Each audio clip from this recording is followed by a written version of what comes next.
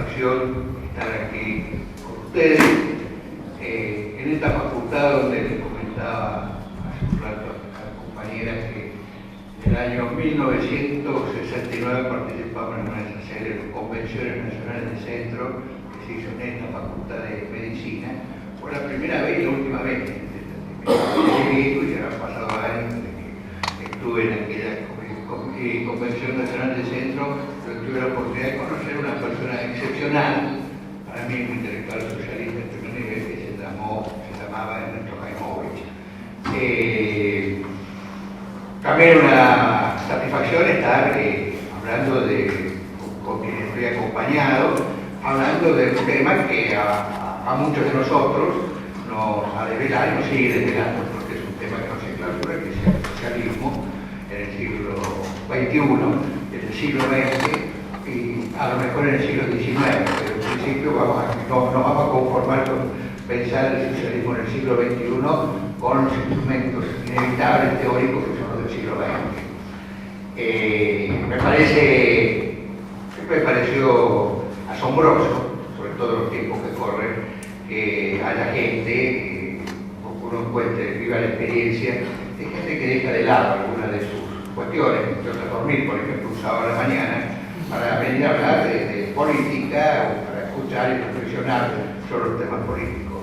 Es un dato interesante, que en otra época a lo mejor no era necesario mencionarlo, pero que hoy me parece que amerita mencionarlo. Hablar sobre el socialismo del siglo XXI es un tema que implica, que decía es un rato por ahí, hablar del universo y sus alrededores, porque es un tema demasiado amplio que por supuesto no lo vamos a agotar. Ya la propia definición del socialismo, ponernos de acuerdo qué es el socialismo, implica debería hablar de los socialismos en el siglo XXI, porque no habría un acuerdo absoluto. Mañana hay elecciones en Venezuela y el señor Chávez se presenta como uno de los exponentes del socialismo del siglo XXI, por ejemplo, y hay muchos y muchas que no pensamos exactamente qué es el socialismo del siglo XXI, pero bueno, tienen su derecho, que lo siguen y creen en él, de que eso puede ser también una expresión del socialismo del siglo XXI. En una época definir el socialismo nos parecía algo muy rápido, muy sencillo, tenía que ver con la socialización de los medios de producción, una situación revolucionaria, una resolución revolucionaria de la lucha de clases, los obreros en el poder, en alianza con los campesinos o con otros sectores de la sociedad y bueno, y la transición y el paso hacia una sociedad comunista. Para muchos el socialismo era la antesala del comunismo, sobre la cual nunca se supo muy bien de qué trataba, pero casi todos teníamos una fuerte certeza emotiva sobre lo que trataba estas sociedades libres, etcétera, etcétera, ¿no? Yo tenía que por ejemplo, una definición de diferentes definiciones, ¿no? Por ejemplo, la de Juan B. Justo, es un autor que hay que leer y estudiarlo más, que representa una honrosa tradición en el pasado socialista de la Argentina. Dice, el socialismo es la lucha en defensa y para la elevación del pueblo trabajador que, guiado por la ciencia, tiende a realizar una sociedad libre e inteligente. El tema de la ciencia, el tema del pueblo trabajador y el tema de una sociedad libre e inteligente. Hoy seguramente nos termina de satisfacer todo esta definición, pero fue muy representativa de su tiempo, también todos sabían qué quería decir una sociedad libre, inteligente, y además puesta en ese orden, la libertad y la inteligencia al servicio de una causa que tenía que ver con la humanidad. Podríamos decir que el socialismo intenta resolver los grandes dilemas planteados alrededor de los principios de la modernidad, libertad, igualdad, fraternidad. También en ese orden, ese gran dilema de la libertad y la igualdad hay que resolverlo de una manera que a veces es fácil plantearlo teóricamente, pero es muy difícil resolverlo en la práctica. Hacia el siglo XXI seguramente estos dilemas, la libertad con la igualdad, van a estar presentes y van a estar planteados. Hay otras definiciones del socialismo. A mí hay una que me gusta mucho, que pertenece a León Trotsky, perseguido. Cuando dice León Trotsky, como socialistas aspiramos a un mundo socialista. Como socialistas aspiramos a un mundo socialista. No porque tengamos la pretensión de que los hombres van a ser más felices. Dejemos esto para los dictadores. sino porque sentimos el imperativo moral de elevar la condición humana, aunque esto signifique en última instancia elevar el sufrimiento humano y discurrir sobre el recorrido de la historia del melodrama a la farsa y de la monstruosidad a la tragedia. Me parece problemática y muy bien formulada, desde un ángulo que seguramente André Malraux por Sartre lo hubiera firmado, lo que puede ser el socialismo. Y hay otra versión del socialismo que nos resulta menos dramática y menos trágica, pero más alegre, más vital, y que tiene que ver con la idea del socialismo más libertario. Rosa Goldman dice: si tu revolución no me enseña a bailar, no me interesa. Así lo dice sencillamente. También dice en otro momento, ella dice: prefiero una mesa con rosas, prefiero tener rosas en mi mesa que tener un collar de perlas en mi cuello. Podríamos decirlo con una cartera Vuitton, algo que nos hacemos. Eso tiene que ver también con la moral socialista. Yo, en homenaje a que se ha hecho muy habitual en los últimos tiempos hablar sin papel, y se ha puesto como un gesto de inteligencia y de refinamiento intelectual hablar sin papel, he decidido hablar con papel. Así que he preparado más o menos algunas reflexiones o algunas consideraciones que me parece que tienen que estar presentes. Yo creo que básicamente el siglo XX es un siglo que ha obtenido grandes logros y ha dejado grandes problemas. En el siglo XXI, como ha pasado siempre, los socialistas tenemos que hacer cargo de los problemas del siglo XXI para poder después que la humanidad disfrute de los logros, ¿no? Por último, antes de empezar, quisiera en ese sentido decir otra cosa, que es oportuno un homenaje a un gran historiador que desapareció, marchó al silencio, por lo que decía Atahualpa Yupanqui, marchó al silencio el lunes, que fue Juan. A los jóvenes, que por allí lo conocen, o que no lo conocen, se trata de un marxista inglés, un filósofo, un historiador que pertenece a esa singular escuela que dio a personajes como Edward Thompson, Raymond Williams, Perry Anderson, que han reflexionado sobre la historia y bueno, en sus libros, la era de la revolución, la era del capital, la era del imperio, la historia del siglo XX, me parece que son indispensables en la biblioteca de un socialista que quiera pensar y reflexionar sobre lo que está pasando en el mundo, sobre lo que está ocurriendo en el mundo, no para darle la razón a todo lo que escribe Howard, sino porque los libros de Howard estimulan y ayudan a pensar, que es lo más importante que debe tener un libro. Yo voy a hablar del mundo y sus alrededores, y alguien dirá, bueno, pero y otras cosas más. Yo siempre a los alumnos les digo en clase, el 25, o en 1816, un 6 de julio, los congresales se reúnen, 3 días antes de la Café de Independencia, tiene una reunión secreta, porque ha llegado Belgrano a la ciudad de Tucumán, y Belgrano acaba de llegar de Europa, no venía en avión, como 2 meses que venía viajando, acaba de llegar de Europa y traía informaciones nuevas. Y es en esa reunión donde Belgrano abre un panorama de lo que está pasando en el mundo de entonces, y a partir de allí donde se resuelve avanzar en la Declaración de la Independencia. La moraleja o la conclusión es esta: si en 1816 los hombres necesitaban saber lo que estaba pasando en el mundo para tomar decisiones trascendentes en el país, pensemos 150 años después si esto no es importante o decisivo. Así que bueno, pasemos a los textos. Esto escribí yo. El mundo está en problemas. Decir esto no es nada nuevo, pero hay que decirlo.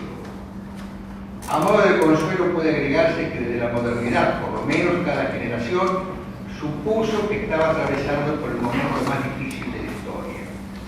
Políticos, religiosos e intelectuales advierten sobre los grandes dilemas que se nos presentan hacia el futuro. Cada uno lo hace desde su perspectiva, pero si pasamos el libro de sus frases, arribamos a la conclusión de que algo anda mal. No todo, pero algo anda mal. El diagnóstico está avalado por estadísticas, evaluaciones políticas, económicas, sociológicas e informes científicos que dan cuenta con rigurosa precisión, por ejemplo, el deterioro del medio ambiente, el crecimiento de la población y la brecha cada vez más profunda entre ricos y pobres. La humanidad siempre ha tenido problemas y seguramente los seguirá teniendo. Lo importante en cualquier caso son las actitudes que asuma la clase dirigente y la respuesta a la decisión que una sociedad históricamente situada esté dispuesta a dar para resolverlas. Hasta hace unas décadas existía un amplio consenso a favor de las cuestiones públicas.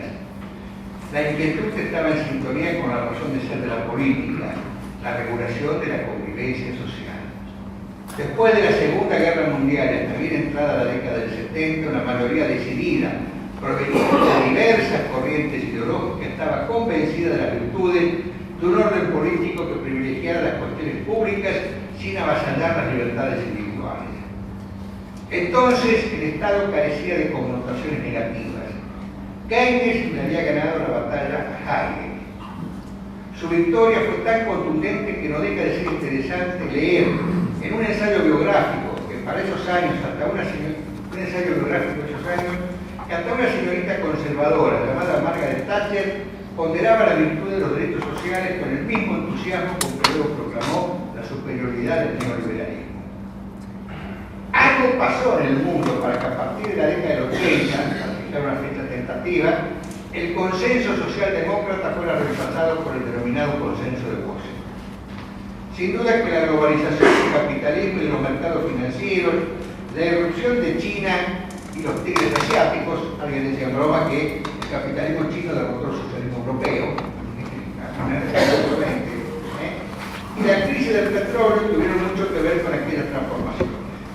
En efecto, crearon las condiciones objetivas para un cambio de mentalidad que fue espontáneo.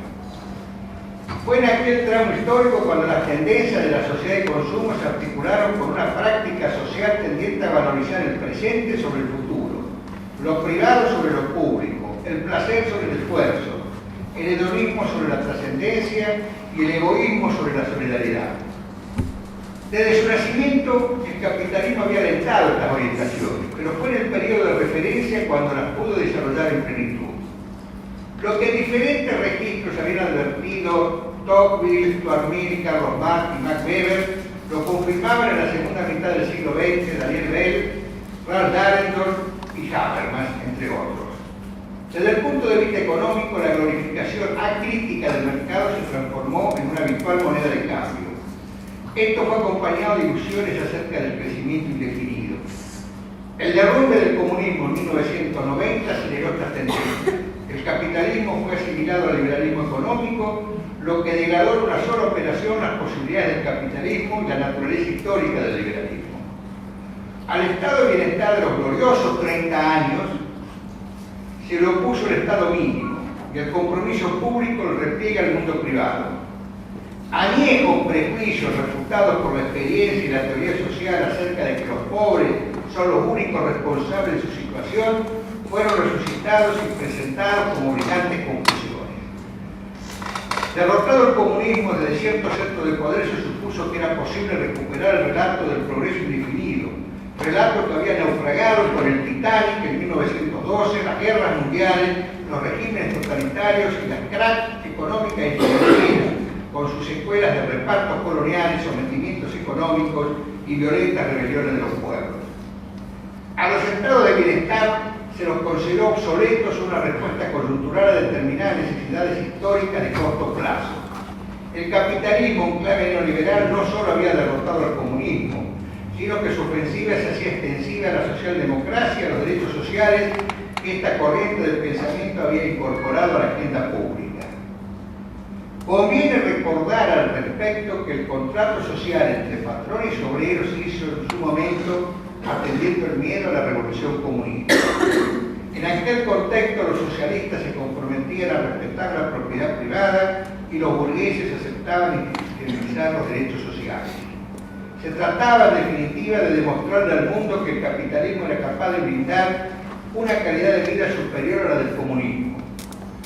Derrotado el comunismo, desapareció el miedo y también empezaron a desaparecer las concesiones sociales. Francis Fukuyama fue uno de los teóricos de la nueva situación histórica. límite de la historia planteó un concepto más complejo que el que luego manipularon sus propagandistas, pero para el sentido común de la clase dominante, el libro convalidaba la victoria del capitalismo. Ganar la Guerra Fría fue vivida por las clases dominantes del mundo libre como un triunfo y una revancha. El triunfo contra el comunismo y la revancha contra el estado de bienestar. La derrota de la izquierda de su versión comunista y luego socialdemócrata dio lugar a que se postulara que la única alternativa para continuar con el hilo civilizatorio fuera el liberalismo en sus versiones más impiadosas.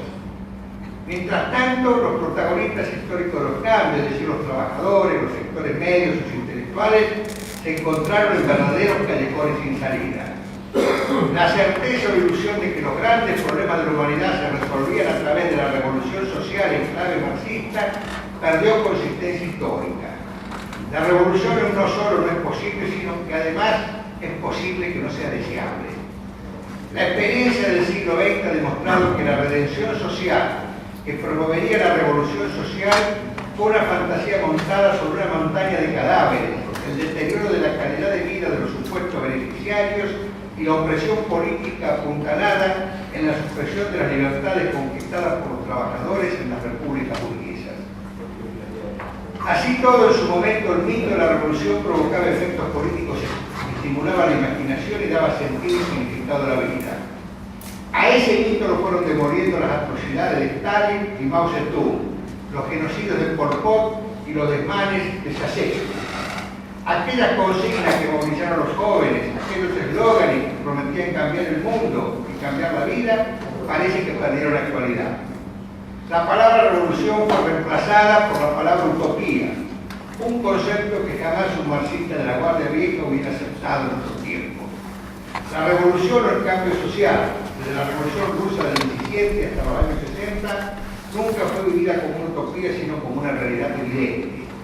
Alienados o no, para los revolucionarios la revolución era un programa hacia el futuro, pero incluía una manera de creer, de vivir y de interpelar a la sociedad todos los días. Esa fe ha desaparecido. No sé si para siempre, pero por lo pronto no está incorporada en nuestro horizonte histórico inmediato. Si el mito de la revolución colapsó, la eficacia de la socialdemocracia con sus esfuerzos para conjugar la libertad con la igualdad fue puesta en tela de juicio. Las condiciones objetivas del capitalismo contribuyeron para que ello ocurriera. De todos modos, el debate entre los promotores del Estado mínimo y la defensa del Estado bienestar está abierto. Más allá de las disquisiciones ideológicas, esta polémica pone en juego cuestiones prácticas palpitantes. Si quieren intervenir en ese debate, los socialistas deberán dar respuestas prácticas a los problemas de la humanidad. El mundo no anda bien y la inseguridad, el miedo, la imprevisibilidad son los peores consejeros para una sociedad cada vez más injusta. Ya en sus inicios o en los inicios del siglo XX pudieron experimentarse las consecuencias de sociedades a la deriva. Entonces la respuesta a un mundo desquiciado fueron Stalin, Franco, Hitler y Mussolini. El desafío, como siempre, consiste en compatibilizar los beneficios de la libertad con los de la igualdad. Los liberales deben saber que el enemigo de la libertad no es la igualdad, sino la opresión. Y la izquierda, a su vez, deberá hacerse cargo de que el enemigo de la igualdad no es la libertad, sino la explotación. Desde que el mundo es mundo, siempre ha habido ricos y pobres. El reconocimiento de esta realidad tiene algo de resignación y algo de realismo. Lo que importa no es reconocer lo obvio, sino pensar qué se hace con esos datos. Ricos cada vez más ricos y pobres cada vez más pobres dan cuenta de una situación a todas luces injusta. Durante muchos años el sentido común de la sociedad justificó la pobreza con argumentos de naturaleza religiosa, responsabilizando a los mismos pobres por su destino mirando para otro lado. Hoy cualquiera de esas versiones está impugnada. Ni el pecado original, ni la supuesta pereza de los pobres, ni la indiferencia pueden presentarse como coartadas intelectuales o morales. Hoy no hace falta ser un cruzado del igualitarismo para admitir que las sociedades ideales, las sociedades justas, son aquellas donde la brecha entre pobres y ricos se hace cada vez más chica. En principio nadie se opondría a esta formulación. Conservadores, liberales, socialistas, religiosos, en este punto están de acuerdo, aunque más no sea por cuestiones de corrección política. Los problemas o las diferencias se presentan cuando se debate cómo acceder a una sociedad más justa. Es aquí donde las diferencias se hacen visibles porque comienzan a gravitar los intereses y las visiones ideológicas. Un rasgo visible del siglo XXI es la profundización de la brecha entre ricos y pobres. El fenómeno incluye en diferentes proporciones a los países desarrollados y atrasados. Las cifras al respecto son concluyentes y las grandes movilizaciones populares que se están llevando a cabo en las grandes capitales del mundo dan cuenta de esta realidad. En la mayoría de los casos no se impugna el capitalismo, sino alguna de sus modalidades. La lucha por reducir la brecha entre ricos y pobres es también la lucha de las nuevas generaciones por conquistar el futuro. El presentimiento o la sospecha de que no hay futuro es otro de los signos de la crisis. No hay futuro en un mundo de acumulación de riqueza como nunca lo hubo. La injusticia es evidente. Uno de los signos claves del progreso en el siglo XX fue el de instalar el principio de que los hijos vivirían mejor que los padres. Esta relación se ha roto, por lo menos ha sido puesto en tela de juicio. El síntoma de decadencia se manifiesta en la expansión de la pobreza. El empobrecimiento se expresa a través de dramas individuales y tragedias sociales.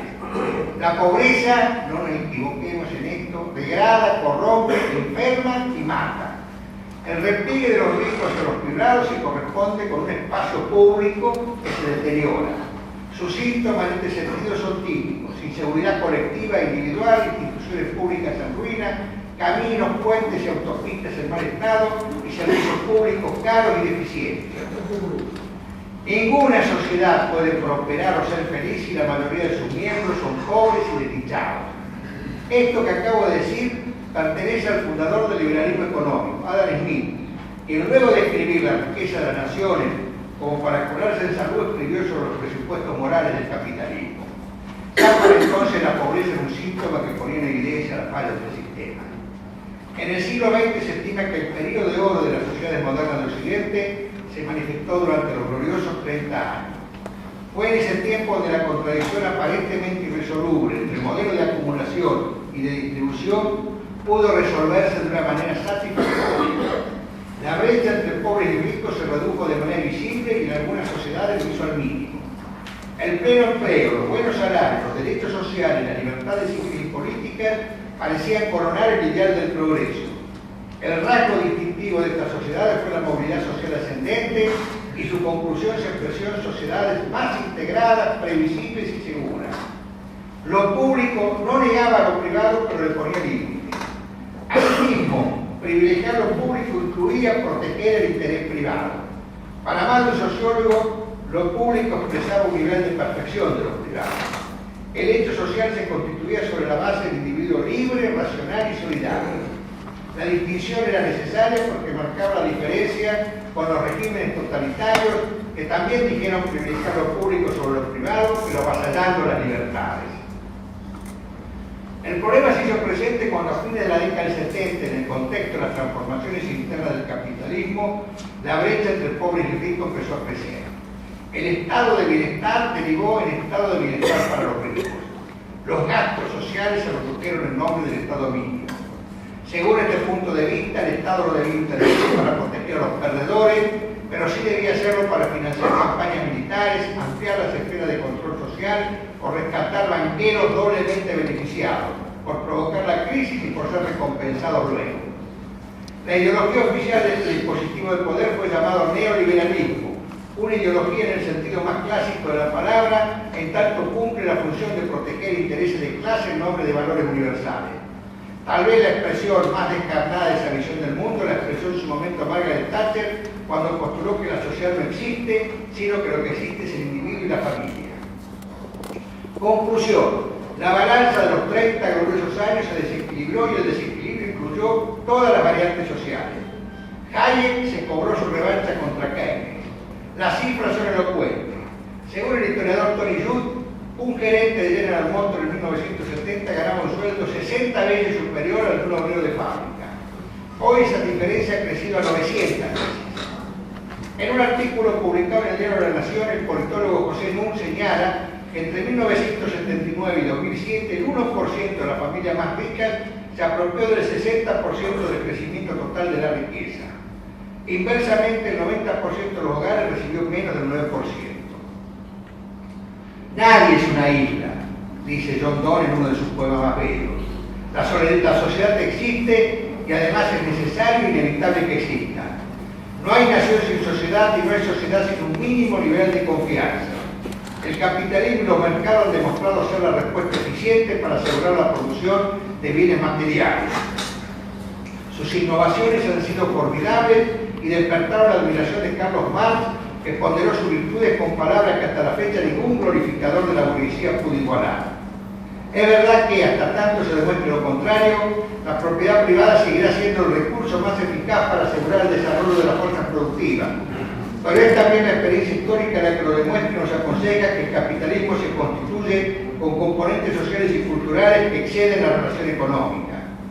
Prueba de ello es que el capitalismo en la actualidad se expresa a través de diferentes sistemas. Esa expresión obedece a estímulos económicos, pero también culturales y morales. El debate acerca de qué tipo de orden social es deseable pertenece al campo exclusivo de la política. Los economistas neoliberales le atribuyen al mercado virtudes mágicas que influyen en la economía y la moral. Sin embargo, la historia es la que ha demostrado que los componentes que hacen posible que la economía capitalista funcione son la confianza y la credibilidad, valores que provienen de principios morales y religiosos, tradicionales y laicos. Es verdad que los hombres actúan privilegiando su interés individual, pero la calidad de ese interés merece un debate político. El interés de Al Capone no es el mismo que el de Soros o el de Einstein o el de un trabajador. Compatibilizar esos intereses y discriminar cuáles son legítimos y cuáles no pertenecen al campo de la política. Planificar sobre el presente y sobre el futuro de una sociedad incluye riesgos autoritarios, pero dejar librado el orden social a la mano invisible del mercado conduce sin escalas a la catástrofe. El desafío no se presenta en términos de blanco o negro, pero encontrar el justo término medio es también un desafío de la política. Es lo que no entienden los autoritarios de uno y otro signo. Franklin Delano Roosevelt fue el político que más hizo por proteger los intereses de su clase social, es decir, la alta burguesía. Se propuso hacerlo por inteligencia y sensibilidad, y el precio que pagó fue el de ser acusado de comunista por sus pares, al punto que, según se cuenta, en la familia Morgan estaba prohibido decir su nombre en la mesa. A Raymond Aron se le atribuye haber dicho que el objetivo de la historia es devolverle al pasado la incertidumbre del futuro. Linda frase. Siempre me gustó ese razonamiento, me pareció complejo, revelador y hasta poético. El pasado es tan incierto como el futuro. Es la clave del pensamiento de un historiador como Aron. Importa insistir en ese concepto porque los hombres y los pueblos creemos espontáneamente, fieles al romancero español, que el pasado siempre fue mejor que el presente. ¿Es así? No, no lo es. El pasado no es mejor ni peor que el presente. Es diferente. En todo caso, lo que se le puede aconsejar a los hombres y a los pueblos es que no lo olviden. En la historia y la política se cumple al pie de la letra lo que los boleros y los tangos se han cansado de repetir en diferentes registros. El pasado no regresa, pero tampoco desaparece. Y el futuro es imprevisible, pero los hombres tenemos la obligación moral de tratar de hacerlo lo más previsible posible. Podemos permitirnos márgenes amplios de imprevisibilidad con el pasado, pero no debemos aceptar pasivamente que el futuro sea imprevisible, entre otras cosas porque efectivamente lo es y por lo tanto no podemos permitirnos no hacer algo para reducir, aunque más no sea en parte, ese vacío. Los dirigentes políticos de la primera mitad del siglo XX no necesitaron hacer especulaciones tan abstractas para plantearse la necesidad de construir un mundo seguro. Todos habían padecido en carne propia los azotes de la inseguridad, pero sobre todo habían padecido las respuestas totalitarias a esa inseguridad. El fascismo y el comunismo, cada uno en su variante, se propuso planificar y controlar la vida en nombre de la seguridad. Recordemos que a Hitler, el pueblo alemán, le agradaba haber asegurado el pleno empleo. Con Mussolini, los gringos en la Argentina ponderaban que los trenes llegaban a horario. Y a Stalin se le reconocía haber mantenido a la Unión Soviética apartada de la depresión económica de los años 30. Todas las dictaduras, incluidas las bananeras en América Latina, se autojustificaban en nombre de la seguridad y el orden. En todo esto había mucho de propaganda y manipulación, pero existía una base de verdad. Las guerras mundiales y las crisis económicas y sociales derrumbaron el paradigma liberal. Las economías de mercado, el Estado mínimo y las libertades civiles se revelaron impotentes para enfrentar la crisis. político, liberal, conservador y socialdemócratas arribaban por diferentes caminos a la conclusión de que la libertad era importante, pero no alcanzaba. Que la economía capitalista era buena, pero necesitaba periódicamente de algunas correcciones para que funcionara. En ese contexto, el principio de Giuseppe Tomasi de Lampedusa, cambiar algo para que todo siga igual, se transformó en una consigna operativa. De Gaulle, Adenauer, Cattli, Roosevelt, Amendola, Churchill o Willy Brandt, por mencionar los más conocidos, pusieron manos a la obra. El letrista de la nueva fórmula se llamó John Maynard Keynes. No fue el único, pero fue el más importante y el más talentoso. El desafío consistía en combinar la democracia política y las libertades con la planificación del Estado de seguridad social. No fue la especulación teórica la que terminó imponiendo esta fórmula, sino las necesidades históricas. Al concluir la guerra, los políticos occidentales estaban espantados por los efectos sociales de la posguerra. Alguna experiencia la habían vivido después del 18 y se resistían a atravesar por la misma pesadilla. En la Argentina, sin más lejos, Perón era uno de los políticos preocupados por lo que había observado después del 18, con los obreros en las calles protagonizando la serie de Semana Trágica. Fue así como los políticos arribaron a la conclusión de que el capitalismo necesitaba del liberalismo para funcionar y que ambos reclamaban de una riqueza y que ambos reclamaban de un Estado fuerte para que brindara la indispensable seguridad social, sin la cual no era posible pensar ninguna estrategia de gobierno. No dejaba de ser paradójico que para salvar al mercado fuera necesario protegerlo, desestimando así la metáfora de la mano invisible. La paradoja incluía que el capitalismo recurría a iniciativas institucionales de carácter socialista, como la planificación y la universalización de los derechos sociales, para salvarse. Para que estas metas pudieran lograrse, era indispensable la tributación progresiva.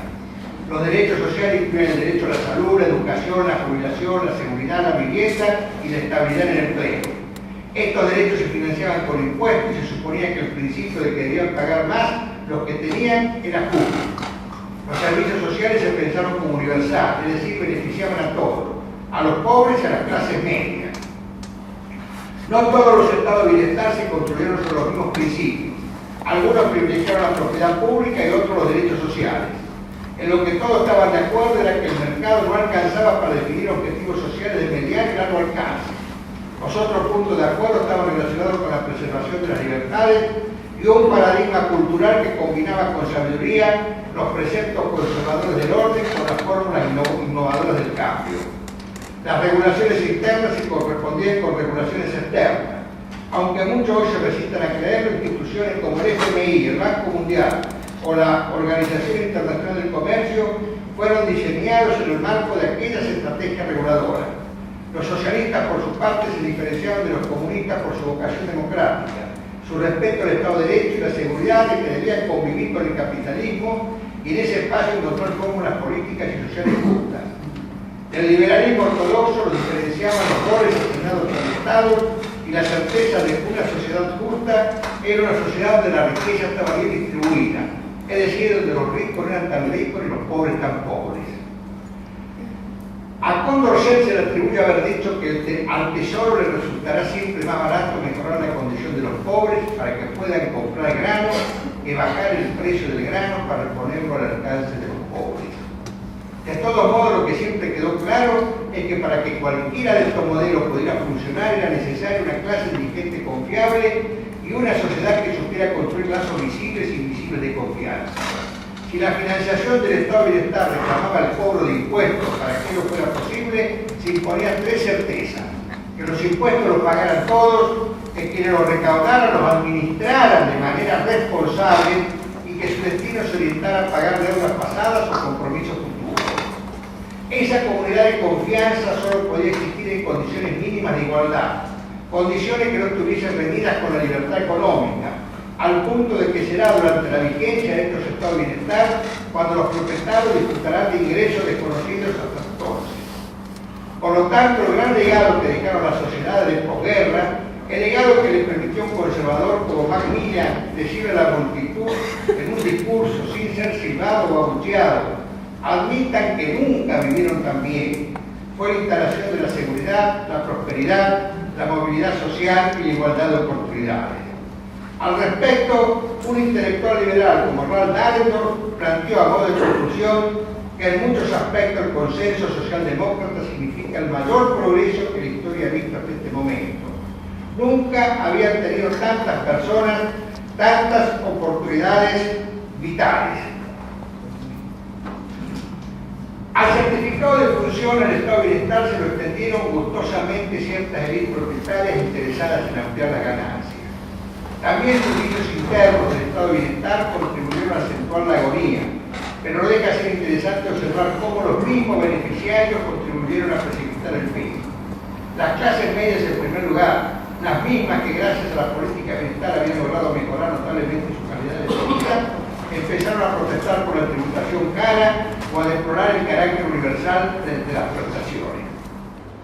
La palabra revolución fue desplazada por la utopía, palabreja que hubiera puesto los pelos de punta a un marxista de la Guardia Vieja, convencido de que sus objetivos estaban avalados por la ciencia, no por la utopía. Lo cierto es que por un camino u otro el consenso construido a partir del 45 se fue derrumbando y los intereses individuales adquirieron primacía. Convengamos que para entonces derecha era una palabra desprestigiada por varias razones. Los políticos conservadores no habían sabido prever la gran depresión y lo más grave, luego no supieron cómo salir de ella. En el caso de Europa, las derechas políticas se hicieron colaboracionistas de los nazis y en América Latina persistió la defensa cerrada de sus aliados privilegios. La respuesta política al consenso socialdemócrata fue encarnada por Ronald Reagan, Margaret Thatcher y Berenice Carlstein. La respuesta ideológica fue proporcionada por la Escuela de Viena, donde gritaban von Hayek, Popper, von Mises, Schumpeter y Peter Drucker. Los derrotados por Keynes en el 45 regresaban eufóricos 30 años después. Se trataba sin duda de hombres brillantes, de economistas de excelente nivel académico, que nacieron a la política interrogándose sobre las causas que habían permitido la victoria del fascismo y el derrumbe de la República Liberal en Austria. Después de extensos ensayos, arribaron a la conclusión de que el Estado con facultad de intervención económica y social, era el responsable del deslizamiento al fascismo. La experiencia histórica ha demostrado que las predicciones de los austríacos fueron falsas. El Estado de Bienestar aseguró la democracia, dio consistencia a mantener las libertades y se presentó como una alternativa eficaz del fascismo y el comunismo. En tanto, la derecha consideraba que el Estado de Bienestar era antesala al fascismo y no es casualidad que Churchill en el 46, dentro de la campaña electoral, diciendo que si ganaban los laboristas, volvían los nazis al poder.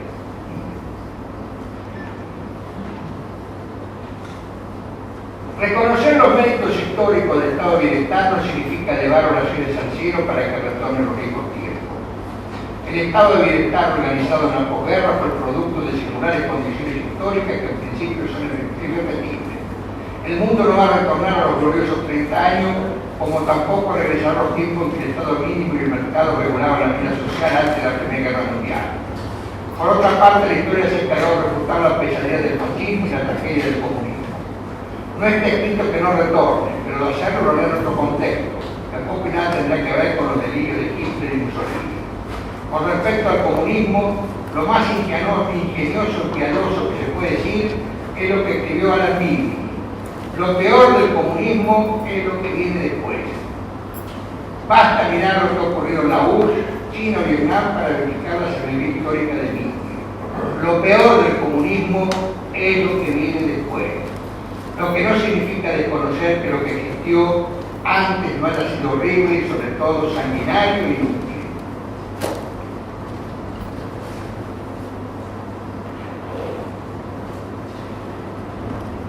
Hoy como ayer se sabe que el gran enemigo de las instituciones públicas, el veneno que las degrada y las quiere de muerte, es, como dijera Quevedo, el dinero, el poder corruptor y desintegrador del dinero. Decir esto no significa promover el retorno a una sociedad primitiva sin moneda. Por el contrario, el comercio y la moneda han sido elementos civilizadores de la humanidad, y en más de un caso pacificadores. Pero admitamos que la concentración desmesurada de riqueza genera problemas no solo por la desigualdad que alienta, sino por las tentaciones que promueve.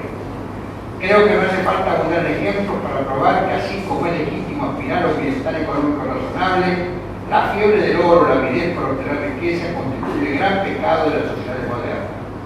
A Bernard Shaw se le atribuye haber dicho que las sociedades ingresaron en la era de oro cuando sus dirigentes se olvidaron por un momento que el oro era lo más importante. Poner límites a riqueza y a las maniobras que se suscitan alrededor de esa riqueza es uno de los grandes desafíos de la humanidad. Sin ir más lejos, en los tiempos de Menem se comentaba que las bolsas de Labran con $1 millón circulaban, por $1 millón de pesos, circulaban alegremente por los despachos y los bloques. Cada uno podrá decir sobre este comentario lo que mejor le parezca, las objeciones morales más duras, pero convengamos que el sistema político que conocemos como democracia no fue pensado para resistir la tentación de $1 millón para votar una ley o adherir a una determinada política. Hoy las grandes demandas democráticas apuntan a regular la financiación de los partidos políticos y reducir la actividad de los grupos de presión. Es fácil decirlo, pero no es fácil hacerlo. Las reformas al sistema político para limitar su corruptela no son sencillas de realizar, porque los primeros que se oponen son los políticos que se benefician con el sistema vigente. Como dijera el escritor Sinclair en su momento, es muy difícil que un hombre entienda algo cuando sus sueldos dependen de que no lo entiendan. Aunque la palabra relato en la Argentina se ha degradado, no se debe desconocer que las grandes renovaciones sociales se iniciaron a través de un cambio de lenguaje, porque como dirían los religiosos, primero fue la palabra. Las grandes transformaciones fueron presididas por nuevas palabras que le han dado renovado significado a las viejas consignas morales y políticas. El relato entendido no como propaganda o justificación necia del poder, sino como esperanza verbalizada de los dominados, no es fácil de constituir. Yo por lo pronto no dispongo de ese secreto. No tengo un cofre donde estén encerradas las nuevas palabras. Es más, probable que no las alcance a conocer. Pero si la humanidad desea otorgarle significado a su destino, necesariamente deberá crear un nuevo vocabulario. De más está decir que la realidad siempre es algo más que una unidad de lenguaje, que existen dilemas prácticos, que están más allá y más acá del lenguaje. De todos modos, admitamos en homenaje a lo real que hoy la cuestión social ha adquirido singular relevancia. Asumir estos desafíos es una exigencia práctica que reclama de conocimiento técnico y capacidad de decisión, pero previa a todo ello se impone la vigencia de un fuerte sentido moral. Un sentido moral que dé cuenta de los medios, pero sobre todo de los fines.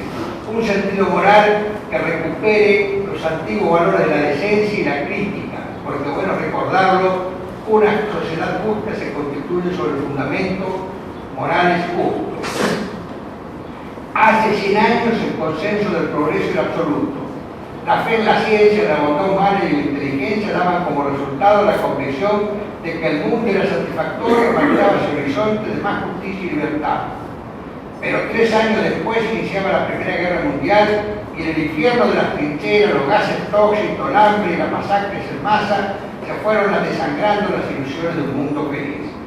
Si a un vecino de Londres, París, Nueva York o Berlín hubieran dicho en 1910 que el futuro que le aguardaba al mundo estaría asignado por la guerra y el dolor, habría tratado a su ocasional interlocutor de delirante o charlatán. La historia, lo sabemos, no se repite, o como dijera Carlos Marx, la tragedia se repite como comedia, pero en cualquier caso no podemos dejar de tener en cuenta las experiencias pasadas, sobre todo cuando algunos relatos transpiran optimismo, mientras las señales de alarma se multiplican en diversos puntos del mundo ante la indiferencia o la ceguera de quienes tienen la obligación de estar atentos. Por lo pronto, vuelven a ponderarse las virtudes del crecimiento y la globalización. Hoy como ayer el crecimiento es considerado bueno y la globalización inevitable. En todo caso se invoca la racionalidad y se sospecha que la política como acción humana, orientada a influir sobre la historia, perdió relevancia, debe ser sustituida por la administración burocrática de las cosas. Hoy las experiencias nos han enseñado que el crecimiento no incluye automáticamente la distribución y en numerosas circunstancias ni siquiera una señal de desarrollo. Sobre el Estado Nacional es mucho lo que se ha dicho en los últimos años, pero pasando el limpio toda la batería de argumentos, deberíamos admitir que la globalización no ha logrado reemplazarse.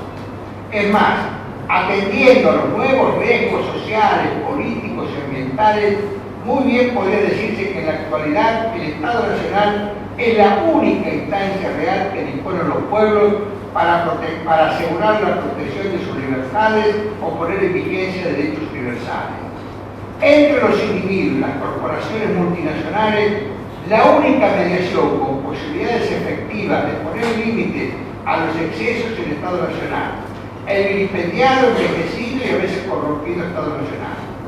Así como en el mundo antiguo, la nobleza local y los burgueses de las ciudades pusieron límites a los tiranos y los déspotas, en la actualidad no es arriesgado pensar que el único límite que tienen las multinacionales es el Estado. En el siglo XX, las grandes experiencias totalitarias de verdad hicieron el nombre del Estado. En su versión democrática, el logro filantrópico del doctor Octavio Paz hizo de las urnas. En todos los casos, el Estado se ha identificado con el poder y cualquiera de sus versiones, y uno de sus grandes aportes a la teoría social contemporánea ha sido la crítica al poder como relación social y centro de dominación. Pero las críticas no deben hacer perder de vista que la globalización de la economía no se contradice con la nacionalización de la política. Las coincidencias de un mundo global en términos económicos y políticos no se sincronizan en el tiempo. Hoy la globalización es un hecho, pero la política se sigue expresando en el orden interno y interno a través de los estados nacionales. Proponer un Estado débil es dejar a las sociedades indefensas e intemperie. Guillermo O'Donnell propone como alternativa lo que califica como el Estado amigo.